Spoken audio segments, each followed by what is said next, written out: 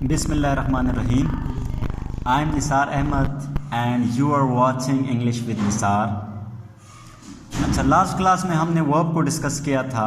उससे पहले हम सब्जेक्ट को पढ़ चुके थे, टाइप्स ऑफ सब्जेक्ट हमने पढ़ लिया था और बेसिक वर्ब को हम डिस्कस कर चुके थे।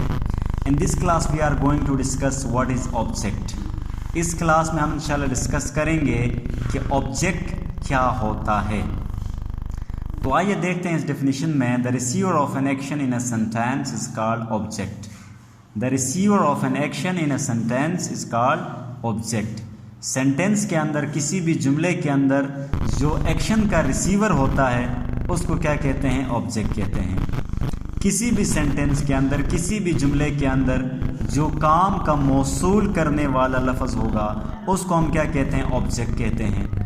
और the word which comes in the reply of what or whom in a sentence is called an object. ये कंसेप्चुअल और इजी डिफिनीशन है ऑब्जेक्ट की। सेंटेंस में ऐसा लफ्ज़, जुमले में वो लफ्ज़ जो व्हाट या होम के रिप्लाई में आ जाए। सेंटेंस में वो लफ्ज़ जो व्हाट या होम के जवाब में आ जाए, रिप्लाई में आ जाए, वो लफ्ज़ क्या कहलाता है? ऑब्जेक्ट कहलाता है। याद रखें कि जो ऑब्जेक्ट होता है वो हमेशा या नाउन होगा या प्रोनाउन होगा। जिस तरह हम सब्जेक्ट में ये पढ़ चुके थे, कह चुके थे कि सब्जेक्ट हमेशा या तो नाउन होगा या प्रोनाउन होगा।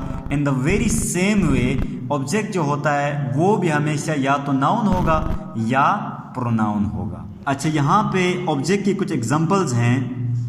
I killed him. सबसे पहले देखते हैं आई किल्ड हिम में आई जो है जुमले का क्या है? सब्जेक्ट है। हमने कहा था जिसके बारे में बात की जाती है वो क्या कहलाता है? जुमले का सब्जेक्ट कहलाता है। बाकी किल्ड हिम इस जुमले का क्या है? प्रेडिकेट है। अब इस प्रेडिकेट के अंदर एक वर्ब का होना लाजमी था, तो इस जुमले में जो एक्शन वर्ड है किल है, ये जुमले का क्या है? वर्ब है। आई किल्ड हिम, मैंने उसको कत्ल कर दिया, मैंने उसको मार दिया, तो ये किल जुमले का क्या है? वर्ब है। अब हमने क्या करना था कि जो एक्शन का जो रिसीवर था, एक्शन का जो मौसूल करने वाला था, उसको हम क्या कहते हैं? ऑब्जेक्ट कहते हैं। यहाँ पे सेंटेंस में काम करने वाला कौन है? आई है। और काम किस पे हो रहा है? हिम पे हो रहा है। यानी एक्शन का जो रिसीवर है, जिस पे काम हो रहा है, वो कौन है? हिम है। तो हिम इस सेंटेंस का क्या है? ऑब्जेक्ट है। दूसरे डेफिनेशन के अकॉर्डिंग अगर हम देखें आई किल्ड हिम, अब इस किल से आप सवाल पूछें व्हाट और हुम के ज़रिए। व्हाट का मतलब होता है क्या, हुम का मतलब होता है किसको। तो आई किल्ड, मैंने मार दिया। हुम किसको? हिम उसको। यानी हुम के जवाब में क्या आ रहा है? हिम आ रहा है। तो हिम इस सेंटेंस का क्या होगा? ऑब्जेक्ट होगा। दूसरे एग्जांपल में देखें, she cuts the tree. She इस जुमले का सब्जेक्ट है। कट्स द ट्री इस जुमले का क्या है? प्रेडिकेट है। कट इस जुमले का क्या है? वर्ब है। क्या है? वर्ब है। अब ये शी कट कर रही है, यानी ये काम कर रही है, एक्शन कर रही है। इस एक्शन का रिसीवर कौन है? The tree. तो द ट्री इस जुमले का क्या होगा? ऑब्जेक्ट होगा। दूसरा आप इस तरह भी देख सकते हैं, शी कट्स, वो काटती है। शी कट्स व्हाट, वो क्या काटती है? तो इसका आंसर क्या आएगा? The tree. यानी व्हाट के आंसर में आया द ट्री, तो ये क्या होगा? जुमले का ऑब्जेक्ट होगा। वी स्लेप्ड हर, हमने उससे थप्पड़ मारा। वी जुमले का सब्जेक्ट, स्लेप्ड हर जुमले का प्रेडिकेट हुआ। स्लेप क्या है? जुमले का वर्ब है। हमने स्लेप से पूछा वी स्लेप्ड हुम, हमने किसको थप्पड़ मारा, तो इसका जवाब क्या आ रहा है? हर की सूरत में आ रहा है। तो हर जुमले का क्या होगा? ऑब्जेक्ट होगा। यानी जुमले में वो लफ्ज़ जो व्हाट या हुम के जवाब में आ जाए वो क्या होता है? जुमले का ऑब्जेक्ट होता है। याद रखें, ऐसा वर्ब, सेंटेंस में कोई भी ऐसा वर्ब जो व्हाट या होम दोनों का रिप्लाई दे या दोनों में से एक का भी रिप्लाई दे, तो वो वर्ब क्या कहलाता है? ट्रांजिटिव वर्ब कहलाता है। और एक ऐसा वर्ब जो इन दोनों सवालों का जवाब न दे सके, दोनों सवालों का जवाब देने में नाकाम रहे, वो वर्ब क्या कहलाता है? इनट्रांजिटिव कहलाता है। ये तो बेसिक सा था। इंशाल्लाह हम एक अलग क्लास में ट्रांजिटिव और इनट्रांजिटिव वर्ब को डिटेल के साथ डिस्कस करेंगे, डिफ्रेंशिएट करेंगे। फिलहाल आप इतना समझें कि एक ऐसा वर्ब जो व्हाट या होम इन दोनों में से किसी एक का जवाब दे सके, दोनों का जवाब दे या दोनों में से किसी एक का भी जवाब दे सकता हो, वो वर्ब क्या कहलाता है? ट्रांजिटिव। दोनों का जवाब न दे सकता हो वो वर्ब क्या कहलाता है? इनट्रांजिटिव। ठीक है। अब यहाँ पे ये जो पहले 3 सेंटेंसेस हैं इनमें एक एक ऑब्जेक्ट है, या तो होम का आंसर हमें मिल रहा है या व्हाट का मिल रहा है, यानी हमें एक एक ऑब्जेक्ट मिल रहा है। अब ये नीचे दो जो एग्जांपल्स हैं इनमें हमें 2 ऑब्जेक्ट मिलेंगे। अब देखें, I showed him a picture, I showed him a picture, मैंने उसको एक पिक्चर दिखाई। अब यहाँ पे अगर आप देखें तो जो एक्शन के रिसीवर्स हैं वो 2 हैं, एक हिम है, दूसरा क्या है, पिक्चर है। दूसरे डेफिनेशन के अकॉर्डिंग अगर देखें, आई शोड मैंने दिखाया, मैंने दिखाया, आई शोड व्हाट मैंने क्या दिखाया, a picture, I showed what a picture, यानी व्हाट के जवाब में क्या आ रहा है, अ पिक्चर। तो यानी एक ऑब्जेक्ट तो ये हो गया क्योंकि ये व्हाट के आंसर में आ गया है, व्हाट के रिप्लाई में आ गया है।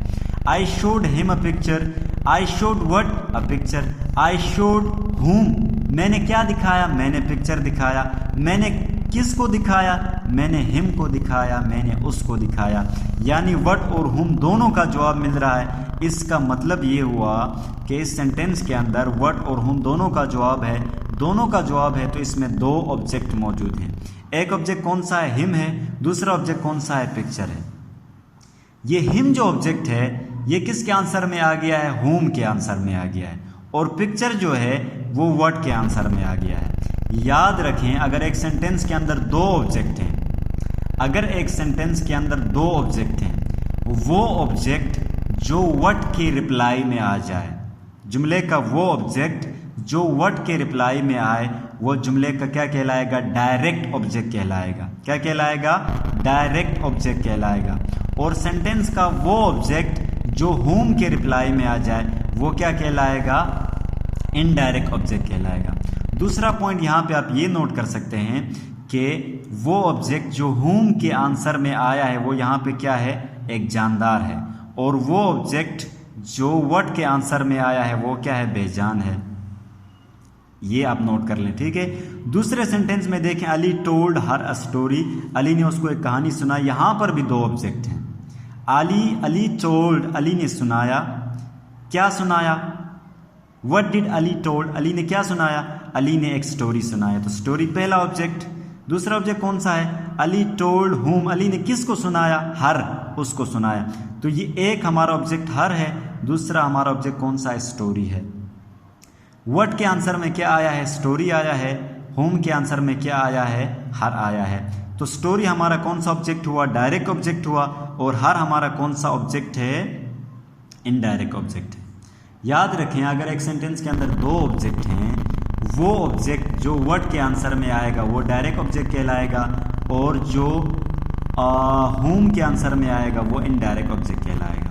अगर जुमले के अंदर 2 ऑब्जेक्ट हैं, एक व्हाट के आंसर में आ रहा है, दूसरा होम के आंसर में आ रहा है, तो होम के आंसर में आने वाला ऑब्जेक्ट हमेशा जानदार होगा, और व्हाट के आंसर में आने वाला क्या होगा, बेजान होगा। यहाँ तक समझ आ गई।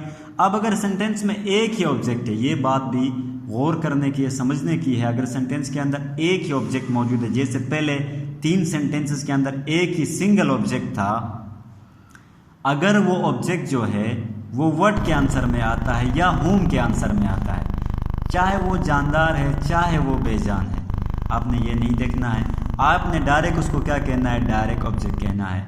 याद रखें, अगर सेंटेंस में एक ही ऑब्जेक्ट है तो वो इनडायरेक्ट ऑब्जेक्ट नहीं कहलाएगा, बल्कि हमेशा डायरेक्ट ऑब्जेक्ट कहलाएगा, चाहे वो व्हाट के आंसर में आ जाए चाहे होम के आंसर में आ जाए। जैसे पहले सेंटेंस में आई किल्ड होम, तो यहाँ पे होम के आंसर में क्या आ रहा है, हिम आ रहा है, तो हिम क्या होगा, डायरेक्ट ऑब्जेक्ट होगा। बेशक ये जानदार है, फिर भी ये क्या होगा, डायरेक्ट होगा। और दूसरे में देखें, शी कट्स द ट्री, वो दरख्त काटती है, यहाँ पे ट्री जो है वो व्हाट के आंसर में आ रहा है, फिर भी ये क्या है, डायरेक्ट ऑब्जेक्ट है। चाहे जानदार हो चाहे बेजान हो, चाहे व्हाट के आंसर में आ जाए चाहे होम के आंसर में आ जाए, ऑब्जेक्ट क्या कहलाएगा, डायरेक्ट ऑब्जेक्ट कहलाएगा। यहाँ तक समझ आ गई। दूसरे एक अलग क्लास में इंशाल्लाह डायरेक्ट ऑब्जेक्ट इनडायरेक्ट ऑब्जेक्ट को फिर एक डिटेल से आपको समझा दिया जाएगा। अगर कोई ऐसा वर्ब है जो व्हाट या होम दोनों में से किसी एक का रिप्लाई करे, ऐसा वर्ब जो व्हाट या होम दोनों में से किसी एक का रिप्लाई करे, तो वो वर्ब क्या होगा, ट्रांजिटिव तो होगा, लेकिन ट्रांजिटिव के आगे 2 टाइप्स होती हैं, 2 नहीं बल्कि 3 टाइप्स होती हैं। एक को कहते हैं मोनो ट्रांजिटिव, दूसरे को कहते हैं डाई ट्रांजिटिव, तीसरे को कहते हैं कॉम्प्लेक्स ट्रांजिटिव। ठीक है, अगर आपका जो ट्रांजिटिव वर्ब है वो व्हाट या होम में से किसी एक का रिप्लाई दे रहा है तो वह कौन सा होगा? मोनो ट्रांजिटिव होगा, क्योंकि मोनो कहते हैं एक को। अगर आपका ट्रांजिटिव वर्ब दोनों यानी व्हाट और होम दोनों का जवाब दे रहा है तो वो ट्रांजिटिव वर्ब कौन सा होगा? डाई ट्रांजिटिव होगा या बाई ट्रांजिटिव होगा। ठीक है, जैसे पहले तीन जो वर्ब्स हैं किल, कट और स्लेप, ये तीनों क्या है? मोनो ट्रांजिटिव वर्ब्स हैं, क्योंकि ये व्हाट या होम में से किसी एक का आंसर दे रहे हैं। दूसरा जो यहाँ पे शोड और टोल्ड हैं, ये दोनों क्या हैं? डाई ट्रांजिटिव हैं, क्योंकि ये व्हाट और होम दोनों का रिप्लाई कर रहे हैं। अब यहाँ पे देखें, she is a doctor, she is a doctor, यहाँ पे शी हमारा क्या है? सब्जेक्ट है। इज़ अ डॉक्टर इस जुमले का क्या है? प्रेडिकेट है। इस जुमले का क्या है? मेन वर्ब है। अब मेन वर्ब से हमने क्या करना था? सवाल पूछना था व्हाट और होम के जरिए। शी इज़ वो है व्हाट अ डॉक्टर, यानी व्हाट का आंसर हमें मिल रहा है, तो इसका मतलब ये हुआ कि डॉक्टर इस सेंटेंस का क्या होना चाहिए? ऑब्जेक्ट होना चाहिए। होना तो चाहिए, लेकिन एक्चुअली हकीकत में ये डॉक्टर यहाँ पे इस जुमले का ऑब्जेक्ट नहीं है, बल्कि क्या है? कंप्लीमेंट है। जुमले का क्या है? कंप्लीमेंट है। कंप्लीमेंट को इंशाल्लाह एक अलग क्लास में आपको समझा दिया जाएगा। अगर ऑब्जेक्ट के हवाले से कोई भी आपको कन्फ्यूजन, कोई मसला हो तो नीचे कमेंट सेक्शन में फ़ौरन लिख दें। चैनल को सब्सक्राइब कर दें और बेल आइकन को प्रेस कर दीजिए। बहुत शुक्रिया।